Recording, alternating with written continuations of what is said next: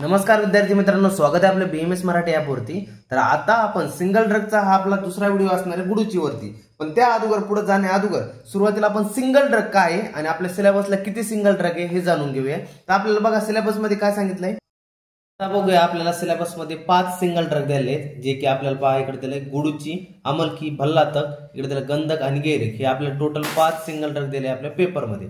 आता यामध्ये आपल्याला काय असतो, एक एलएक्यू त्यासोबत एक एसएक्यू, हे दोन क्वेश्चन आपल्या पेपर मध्ये फिक्स असतात, एक एलएक्यू आणि एसएक्यू।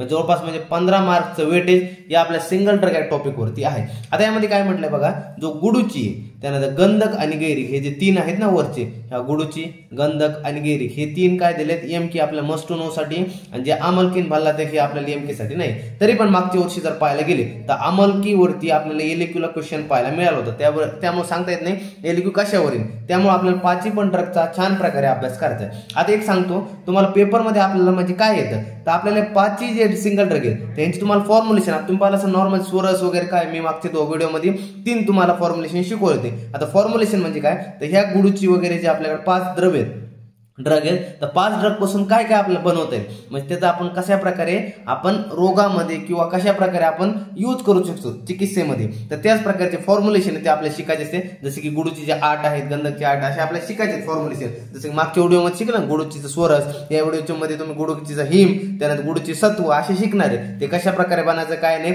आपले इन डिटेल सगळं काय मी घेणार आहे। त्यासोबत आपल्या पेपरमध्ये फार्मॅकोडायनॅमिक्स येऊ शकतं, फार्मॅकोकायनेटिक्स येऊ शकतं, त्यासोबत रिसर्च अपडेट येऊ शकतं। हे तिन्ही पॉईंट मी कव्हर केले जे की आपल्या पेपर मध्ये विचारले जातात। आता पेपर मध्ये कसं येतो, आपल्या गुडूचीचं असं नाव येतं, त्यासोबत ह्याचे प्रकार येतात, जसे की गुडूची सोरस, गुरुची हिम, हे आपल्याला 2 एक्सप्लेन करा म्हणतात, आणि यांचे काही पॉइंट्स असतात, जसे की आमयिक प्रयोग लिहा, आमयिक प्रयोग, मात्रा, त्याचा अनुपान, आणि त्यानंतर आणखी जर 1-2 विचारले, जर मॉडर्नचे कन्सेप्ट विचारले, फार्मॅकोडायनॅमिक्स लिहा रे, फार्मॅकोकायनेटिक्स लिहा, मग त्या पॉईंट नुसार आपण कशा प्रकारे लिहू शकतो, तर मी इन डिटेल सगळं काही कव्हर केलंय। तर चला व्हिडिओला सुरुवात करूया। आता आपला 14 पॉईंट आहे गुडूचीचं हिम। आता गुडूची हिम म्हणजे आता आपल्याला काय बनवतं, आता नॉर्मल तुम्हाला जेव्हा कल्पना निर्माण 1 ही मॅमने जेव्हा शिकवलं होतं, त्यामध्ये तुम्हाला हिम ही कल्पना शिकवली होती। जसे की आपण सोरस वगैरे शिकलो ना, त्या 5 कल्पना शिकलो, त्यामध्ये आपली हिम एक कल्पना होती। तर ती कल्पना एक प्रकारे हिम प्रमाणेच आपल्या गुडूचीचं हिम मानवायचं आहे। आता यामध्ये काय सांगितलंय, नॉर्मल तुम्हाला कन्सेप्ट समजून सांगतो, नंतर मग यामध्ये आपण इन डिटेल घुसूया। आता काय करायचं असतं, तुम्हाला सुरुवातीला गुडूची घ्यायची असते। आता गुडूची म्हणजे काय, तुम्हाला नॉर्मली जे तुम्ही गुडचीचं वेल म्हणतात, जसं की लिंबावर कोरोनाच्या पिरियड मध्ये आपण नव्हतं खात का, की गावाकडे काय म्हणायचे सगळीकडे लोक गुडचीचं काय, लिंबावरती असणारी गुडची जी की असायची, आणि त्याचं काय करायचे, बारीक पावडर करायचे, चहात वगैरे टाकायचे, प्यायचे, म्हणजे त्यांनी कोविड होत नाही असं सगळे म्हणायचे। तर ते बरोबर होतं, ते बरोबर आहे त्यांचं पण, कारण की ते आपल्याला तशी रिसर्च पण झाली त्याच्यावरती, आणि गुडची इफेक्टिव्हनेस आहे, म्हणजे इफेक्ट दाखवते की जे आपले कोविड सारखे जे असे हे राहतात आपले, जसे की रेस्पिरेटरी संबंधित काही डिसीज वगैरे राहतात, की अँटी बॅक्टेरियल, अँटी मायक्रोबियल असे ऍक्शन वगैरे दाखवतात। आता बघा काय म्हटलं, गुडची हिम नॉर्मली कसा बनावं लागतो, तर तुम्हाला सुरुवातीला काय करायचं, गुडची घ्यायची असते, गुडचील घेतलं, त्याला काय करायला तुम्हाला खलवयंत्र घेतलं। आता खलवयंत्र म्हणजे गुडची घेतली तुम्हाला, नॉर्मल त्याचं पावडर तर तयार करायला लागेल ना, मग खलवयंत्र घेतलं असं, त्यामध्ये असं खलवयंत्र, त्यात आपला हा खलबत्ता, म्हणजे नॉर्मल गावाकडे खलबत्ता आपण टाकलं त्यात, मग आपण काय केलं, त्याला कुटून बारीक केलं, मग पावडर तयार केली। आता पावडर तयार केली, हे जे काय करायचं आपल्याला, ही पावडर काढून घ्यायची, एखादा पात्र घ्यायचं, या पात्रात टाकली, जसं दुसरं पात्र घेतलं आपण, दुसरा पात्र टाकली पावडर, मग आपल्याला काय घ्यायचं, 6 पट काय घ्यायचं, पाणी घ्यायचं। आता नॉर्मली हिम बनवताना तुम्हाला मात्रा ध्यानात असेल की आपण हिम बनवताना पाण्याची मात्रा 6 पट घेतो, तर ते 6 पट आपण पाणी ह्यात टाकलं, 2, 3, 4, 5 आणि 6 पट पाणी टाकलं, ओके झालं। 6 पट पाणी टाकलं, 6 पट पाणी टाकलं, तुम्हाला काय करायचं, हिम बनवायचं। हिम म्हटलं की काय असतं, हिम हा थंड असतो, म्हणजे याला अग्नी द्यायची नाही, मग तुम्हाला तसंच ठेवून द्यायचं, झाकून घ्यायचं, झाकून ठेवून द्यायचं याला। आता तुम्हाला नॉर्मल याला काय करायला, थंड, हिम म्हणजे कसं असतो, थंड असतो, तर मग तुम्हाला काय थंड बनवण्यासाठी तुम्ही काय करू शकता, याला रात्रीचा जो सूर्य आपला चंद्रप्रकाश होतो, रात्री सूर्य नसते सर, रात्री चंद्र असतो, हो बाळा रात्री चंद्रच असतो, जस्ट मिस्टेक, आपले ती तोंडातून फिसल गई जीभ, भाईसाहेब माफ करतो। आता हे त्या टाइप मध्ये की आहे की आता आपण चंद्रप्रकाशामध्ये ठेवू शकतो, असं याला चंद्रप्रकाशामध्ये ठेवलं, मग चंद्रप्रकाशाद्वारे काय होते, आणखी सुद्धा जास्त शीतल होईल, जास्त थंड होईल, आणि ते थंड झालं, मग दुसऱ्या दिवशी आपण काय करायचं, वस्त्र घ्यायचं, आणि काय करायचं, वस्त्र म्हणजे दुसरं पात्र घ्यायचं, त्याच्यावर वस्त्र टाकायचं, आणि आपण त्या काय करायचं, जे इकडे आपण बनवलंय, हे हिम बनवलंय, तो आपण टाकून द्यायचा। आता त्या दुसऱ्या आपण ह्याच्यात टाकून द्याला, नंतर ते वस्त्रात काय होईल, जो वरचा जास्त आपल्याला जो पार्ट नकोय तो वस्त्राच्या वरच्या भागात राहील, तो वस्त्र बाजूला घ्यायचा, आणि जे आपला नॉर्मली आपल्याला पाहिजे तो खालचा भाग आपण आपल्यासाठी गाळून तयार आहे। तर अशा प्रकारे आपण गुडचीचं हिम बनवतो। आता नॉर्मली हा गुडचीचं हिम आपण काय करतो, पेशंट जे आपल्या ज्यांना छर्दी म्हणजे ज्यांना खूप उलट्या वगैरे होतात असे छर्दीनाशक आहे, म्हणजे ज्यांना उलटी वगैरेचा त्रास आहे तर ते छर्दीनाशक अशा पेशंटमध्ये आपण त्यांना हा गुडचीचा हिम रेफर करीत असतो ॲज अ डॉक्टर म्हणून, की एखाद्याला खूप उलट्या वगैरे होत आहे तर रेफर म्हणून डॉक्टर आपण गुडचीचा हिम त्यांना म्हणजे प्रेफर करतो की गुडचीचं हिम घ्या तुम्ही. त्यामध्ये गुडचीचं हिम झाल्यानंतर आपण काय म्हणतो ते अनुपान. आता अनुपान म्हणजे काय असतं नॉर्मली, की काय करायचं ह्याच्यासोबत आपण काय कशासोबत घ्यायचा. हा आता कोणी म्हणत नाही का सर ह्याच्यासोबत हे घेऊ का त्यासोबत, समजा असं नाही म्हणत का सर गोळी खातोय दुधासोबत गोळी खाऊ का पाण्यासोबत गोळी खाऊ, असं की कशासोबत अनुपान कशासोबत घेऊ. मग घेताना कशासोबत घेऊ शकता तर जे मध आहे आपण तर मधासोबत तुम्ही हा गुडचीचा हिम घेऊ शकता, मध घेऊ शकता, त्यामध्ये ऍड करून तुम्ही अनुपान म्हणून ह्याचा यूज करू शकतात, म्हणजे ह्याचा तुम्ही मधासोबत हा गुडचीचा हिम घेऊ शकतात. तर अशा प्रकारे आपल्याला गुडचीचा हिम आहे. आता बघा काय म्हटलं कन्सेप्ट बघा, तुम्हाला नॉर्मल कन्सेप्ट क्लिअर झाली की नॉर्मल आपण गुडचीचं कांड घेतलं, त्याला काय केलं खलवंत्रात बारीक केलं, पावडर केलं, नंतर पात्रात काढून घेतलं, त्यानंतर काय केलं त्यात 6 पट पाणी ओतलं, 1 2 3 4 5 6 पट पाणी ओतलं. पाणी ओतल्यानंतर काय केलं रात्रभर आपण तसंच ठेवून द्यायला, त्याला काही अग्नी द्यायचा नाही काय नाही रात्रभर तसंच ठेवून दिलं. रात्रभर ठेवल्यानंतर काय करायचं आपल्याला की तुम्ही चंद्रप्रकाश सुद्धा ठेवू शकता. आणखी एकदा सॉरी म्हणतो बरं का की सूर्य आल्यामुळे पुन्हा एकदा चंद्र म्हणतो की रात्री पुन्हा तुम्ही चंद्रामध्ये ठेवू शकता, कारण ते आणखी थंड होईल. तर त्यामध्ये ठेवू शकता तुम्ही ॲज युअर विश आहे, ठेवू शकतात, नाही तर नाही ठेवू शकत, तसं काही नाही, तुम्हाला फोर्स नाही. तर तुम्ही ठेवू शकता चंद्रप्रकाशात जे की थंड होऊ शकतं. दुसऱ्या दिवशी तुम्हाला काय करायचं वस्त्र दुसऱ्या पात्रात घ्यायचं, वस्त्र ठेवायचं आणि वस्त्रगाळ करून घ्यायचं, म्हणजे एक प्रकार फिल्टर करून घ्यायचं. फिल्टर करून झालं जे अनवॉन्टेड ते फिल्टरेट मटर ते बाजूला काढून टाकायचं. खाली जे उरलंय तुम्हाला तर जे खाली उरलं ते आपला गुडची हिम आहे, ते आपल्याला उपयोगी. तुम्ही पेशंटमध्ये मधुसोबत म्हणजे मधासोबत तुम्ही हे पेशंटला रेफर करू शकता, मधासोबत तुम्ही घ्या आणि तुम्हाला जे छर्दीचा आजार असेल छर्दीचा नाश होण्याचं हे काम करतं. अशा प्रकारे गुडची हिम आहे. आता बघा काय म्हटलं, आता श्लोक पाठ करा, हा महत्वाचा आहे. कृतम गुडच्या विधिवत कशाय हिम संज्ञितम त्रिसुष वपी भवेत पथ्यम मक्षिकेन समूयत्त उत्तम. तर अशा प्रकारे हा आपल्याला श्लोक आलेला आहे. आता यामध्ये घटक द्रव्य काय दिलंय बघा, नॉर्मल सांगतो तर गुडची आपला प्रथम घटक द्रव्य आणि दुसरा जल. गुडची घ्यायचं 1 भाग आणि आपल्या जल घ्यायचं 6 भाग. यामध्ये बघा निर्माण विधीमध्ये काय सांगितलंय, ती जे निर्माण विधी तुम्हाला शिकवलं की बघा गुडचीचे वाळलेले कांड घ्यावे व ते स्वच्छ व स्वच्छ व शुद्ध असावे. नॉर्मल गुडचीच कांड घ्यायचे ते स्वच्छ आणि शुद्ध असावे.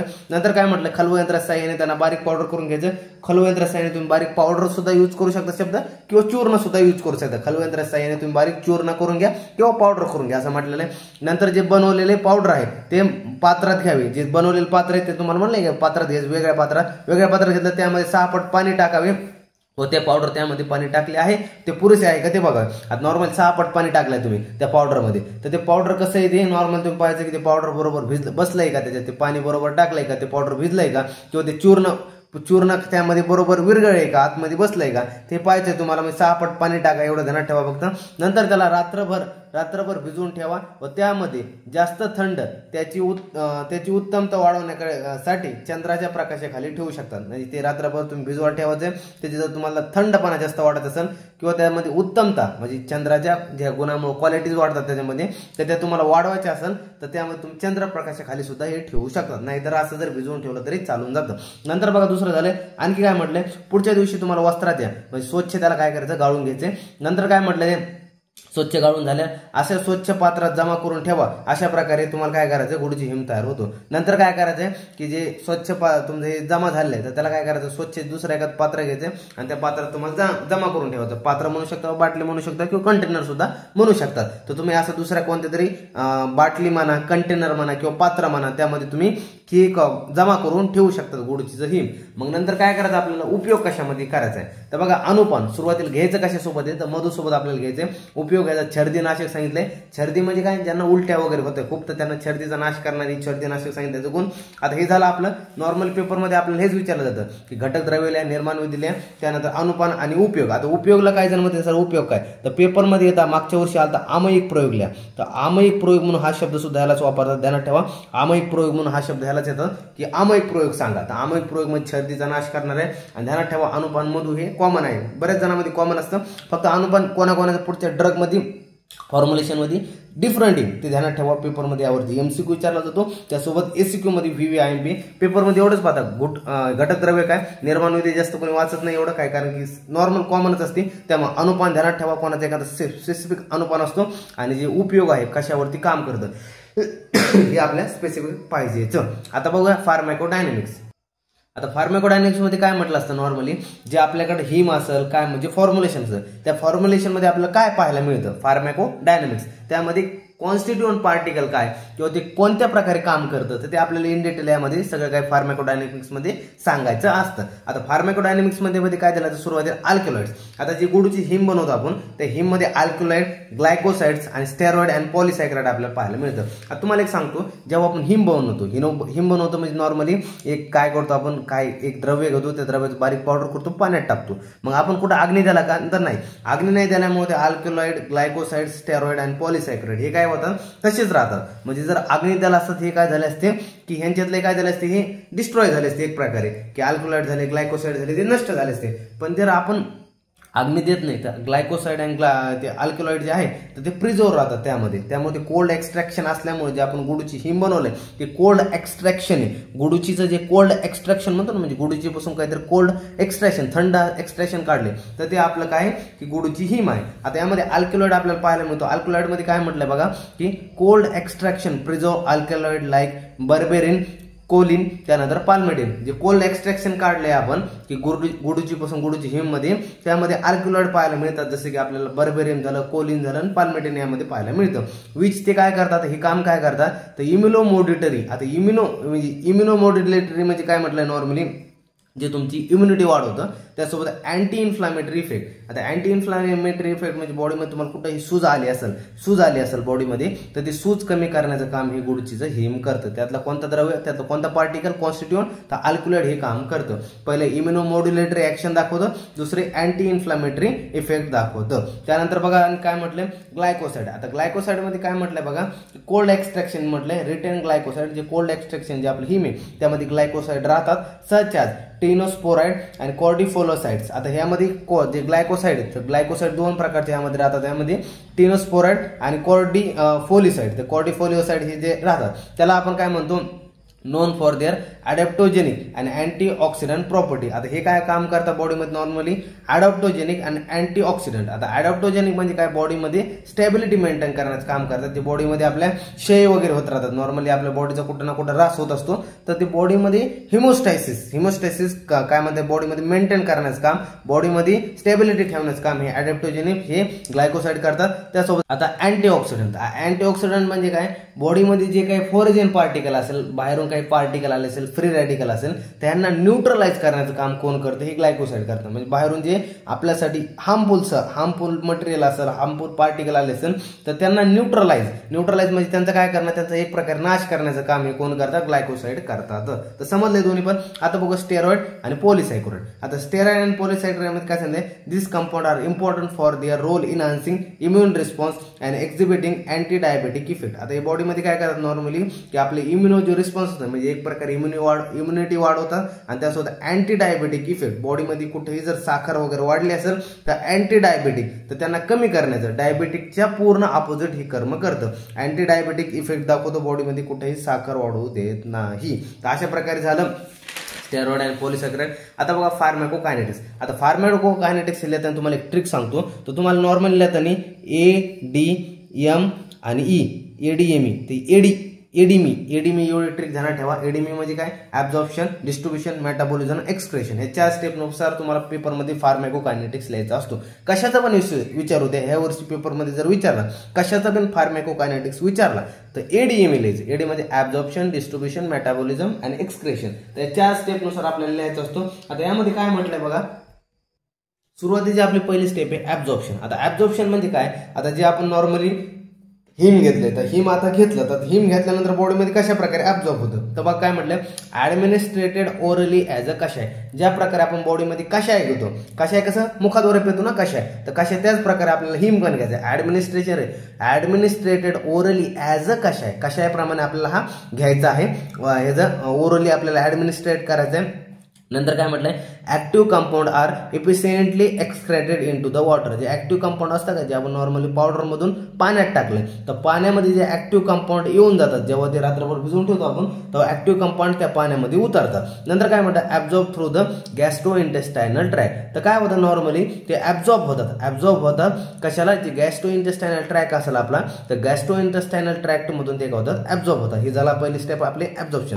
आता डिस्ट्रीब्युशन. आता ऍब्झॉर्ब झालं तर बॉडीमध्ये कुठं ना कुठं डिस्ट्रीब्यूट होणार आहे, मग पूर्ण बॉडीमध्ये प्रसार होणार. तर प्रसार कसा होणार आहे, ऍक्टिव्ह इन्ग्रेडियंट आर डिस्ट्रीब्युटेड व्हाय ब्लड स्ट्रीम. जे ऍक्टिव्ह इन्ग्रेडियंट ऍब्झॉर्ब झालेत, ऍक्टिव्ह इन्ग्रेडियंट जे ऍब्झॉर्ब झाले ते कसे होणार, डिस्ट्रीब्यूट होणार आहे ब्लड स्ट्रीमद्वारे पूर्ण होल बॉडीमध्ये. आता होल बॉडीमध्ये पूर्ण बॉडीमध्ये प्रसार झाले, मग काय होणार आहे, targeting various system include the digestive, thermoregulatory and cardiovascular system to exert their therapeutic effect. आता हे काय करतात, ते बॉडीमध्ये आपला पूर्ण प्रसार झाला ते ऍक्टिव्ह कंपोनंटचा किंवा कन्स्टिट्युएंटचा. तर बॉडीमध्ये जर प्रसार झाला, मग काय करतात, ते डायजेस्टिव्ह सिस्टीम झालं, थर्मोरेग्युलेटरी झालं आणि कार्डिओव्हास्क्युलर सिस्टीम झालं. तर यांना काय करतात, की काय करतात, त्यांच्यावर आपापले आमयिक प्रयोग दाखवतात, म्हणजे त्यांचे ऍक्शन एक प्रकारे दाखवतात. म्हणजे नॉर्मली कोणी दीपन असलं तर दीपन दाखवून, पाचन असलं तर पाचन दाखवून. आता छर्दीनाशक होतं, याचं कर्म काय होतं, छर्दीनाशक आहे, त्याचा आमयिक प्रयोग होतं. मग जे डायजेस्टिव्ह सिस्टीम असेल त्यावरती कर्म दाखवल, थर्मोरेग्युलेटरीवर कर्म दाखवल, आणि जे कार्डिओव्हास्क्युलर सिस्टीम यावरती सुद्धा आपलं कर्म दाखवल. तर समजा आपण नंतर बघा मेटाबॉलिझम. आता नॉर्मल सांगतो, मेटाबॉलिझम कुठं होतं, बॉडीमध्ये तुम्ही सगळे ड्रग घेता, कोणताही असू द्या, ॲलोपॅथी असू द्या, होमिओपॅथी असू द्या किंवा आयुर्वेद असू द्या, कोणताही ड्रग घ्या तुम्ही, नॉर्मली आपल्या बॉडीमध्ये काही पण असू द्या किंवा फूड सुद्धा असू द्या, ते मेटाबॉलाइज कुठं होतं, नॉर्मली ऍब्झॉर्ब सगळी कोण होतं, पण मेटाबॉलाइज कुठं होतं, मेटाबॉलाइज झालं तर मेटाबॉलाइज कुठं होतं, प्रायमरी इन द लिव्हर. लिव्हरमध्ये मेटाबॉलाइज होतं. मग त्यामध्ये काय होतं, मेटाबॉलाइज जर झालं लिव्हरमध्ये, तर त्याचं काय होतं, त्याला बायो ट्रान्सफॉर्मेशन कंपाऊंड असतात. म्हणजे नॉर्मली जर काय असेल त्याचं काही काय करतात, आपल्याकडे द्रव्य असतात, तर त्यांचा कंपाऊंड काय असतो, नॉर्मली अगोदर इनऍक्टिव्ह फॉर्ममध्ये ब्लड मध्ये जातो, इनऍक्टिव्ह मध्ये मग लिव्हरमध्ये येतो, लिव्हरमध्ये गेला काय होतं, ऍक्टिव्ह फॉर्ममध्ये येतो. मग ऍक्टिव्ह झाला की तो मग आपला काय करतो, कर्म दाखवतो. तर अशा प्रकारे सगळे काय आपल्याला ऍक्शन असतील. आता बघा काय म्हटलं, मेटाबॉलिझम. आणि आणखी काय होतं, काही द्रव्य ऍक्टिव्ह असतात, तर ऍक्टिव्ह झाले तर लिव्हरमध्ये जाऊन ते इनऍक्टिव्ह होतात. इनऍक्टिव्ह झाले मग काय होतं, ते बॉडीच्या बाहेर काढले जातात. मग बॉडीचे बॉम्ब कशामध्ये काढले जातात, तर आपले काय असतं, मेटाबॉलाइट्स एक असतो, तो काय करतो, सुरुवातीला मेटाबॉलिझम मधून आपल्याला एखाद्या कंपाऊंड पासून मेटाबॉलाइट्स तयार होतो. मेटाबॉलाइट आपलं कर्म दाखवतो बॉडीवरती, त्याचे थेरापेटिक इफेक्ट दाखवतो. आणि त्यानंतर त्याचं कर्म झालं, म्हणजे ते चार्जिंग संपली. जसं की एखादा सेल असतो ना, आपण रिमोटमध्ये टाकला तर तो रिमोट चालला नंतर त्याचं चार्जिंग संपले, आपण सेल काढून फेकतो. त्याचप्रमाणे काय करतो, एखाद्या कंपाऊंड पासून, एखाद्या ऍक्टिव्ह इन्ग्रेडियंट पासून काय होतं, मेटाबॉलाइट तयार होतो. तो मेटाबॉलाइट काय करतो, बॉडीमध्ये आपलं कर्म दाखवलं. त्यानंतर त्याची एनर्जी संपली, मग वेस्ट झाला तर बॉडीचे मग एक्सक्रेशन थ्रू आपण बॉडीच्या बाहेर त्याला काढत असतो. अशा प्रकारे स्टेप्स आहे. आता बघूया तिसरी बघूया मेटाबॉलिझम काय म्हटलंय, की बघा primary metabolism in the liver where the component may undergo bio transformation into the more active or inactive form. म्हणजे काय म्हटलं बघा, इथं ऑर आहे बघा, वेअर. आता काय प्रायमरी लिव्हरमध्ये मेटाबॉलाइज होतं, नंतर काय म्हणतं, वेअर जे कंपोनंट असतात अंडरगो काय होतं, बायो ट्रान्सफॉर्मेशन होतं. त्यामध्ये काय होतं, काही जण मोर इनऍक्टिव्ह फॉर्म मध्ये येतात, काही जण मोर इनऍक्टिव्ह होतात, आणि जे ऑलरेडी ऍक्टिव्ह असतात काही जण इनऍक्टिव्ह फॉर्म मध्ये होतात. आता जे मोर ऍक्टिव्ह झाले तर ते काय करतात, बॉडीमध्ये आपापला आमयिक प्रयोग दाखवतात, म्हणजे थेरापेटिक यूज दाखवतात किंवा इफेक्ट दाखवतात. आणि मग नंतर इफेक्ट झाला नंतर मग ते मेटाबॉलाइट स्वरूपात मग बॉडीच्या बाहेर काढलं जातं. त्याचप्रमाणे काही इनऍक्टिव्ह असते. आता इनऍक्टिव्ह झाले तर काही कामच नाही, मग बॉडीच्या बाहेर तसं बी काढणार आहे. आता चौथी स्टेप येते एक्सक्रेशन. आता हे सगळं काही झालं, आता बॉडीच्या बाहेर वेस्ट काढावं लागेल ना, सगळं काही झालं तर वेस्ट तर काढावं लागेल. मग काय होतं, metabolite excreted through the kidney, urine and gastro intestinal tract, म्हणजे फिसेस थ्रू. आता काय होतं, जे मेटाबॉलाइट तुम्हाला म्हटलं ना, चार्जिंग संपले, सेल काढून फेकला, तर त्याचं ते कर्म झालं, मेटाबॉलाइटचं कर्म झालं, आणि त्यासोबत काही वेस्ट असतात बॉडीमध्ये, तर ते एक्सक्रेटेड करायचं काम आहे. आता एक्सक्रेटेड कसं करायचं, नॉर्मली आपली युरिन सिस्टीम असते आणि दुसरी डायजेस्टिव्ह सिस्टीम असते. मग युरिन मधून काय करायचं, किडनी थ्रू बाहेर काढायचं, आणि जे गॅस्ट्रो इंटेस्टायनल ट्रॅक्ट असतो, म्हणजे आपला इंटेस्टाईनचा ट्रॅक नसतं, तर ते मग ॲनस थ्रू मार्ग तो बॉडीचे फिसेस थ्रू बाहेर काढायचा. अशा प्रकारे एक्सक्रेशन इथं झालेलं आहे आपलं. आता पुढच्या व्हिडिओमध्ये आपण गुडुचीचा घन बघूया. आजच्या व्हिडिओसाठी होतो गुडुचीचा हिम, आता पुढे बघूया गुडुचीचा घन. तर अशा प्रकारे होतं. भेटूया पुढच्या व्हिडिओमध्ये. धन्यवाद.